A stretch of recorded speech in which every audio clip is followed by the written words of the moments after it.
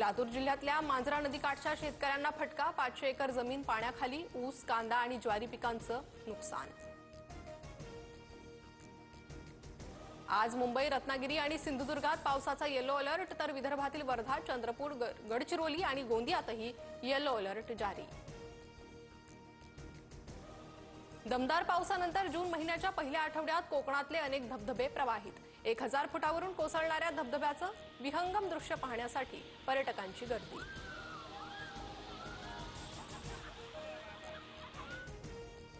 मणिपूरमध्ये अतिमुसळधार पावसानं जनजीवन विस्कळीत। गुवाहाटी ते इम्फाळ पावसाचं थैमान, पूर आणि भूस्खलनात 28 जणांचा मृत्यू, 23 लाख नागरिकांना पुराचा फटका।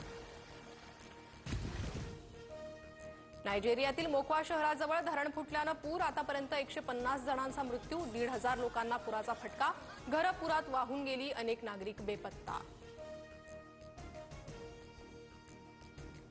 रशियाच्या ओलेना आणि बेलाया हवाई तळांवर युक्रेनचा ड्रोन हल्ला, रशियन वायुदलाची 41 लढाऊ विमानं हल्ल्यात उद्ध्वस्त, रशिया युक्रेन युद्धाची आग अजून भडकण्याची चिन्ह।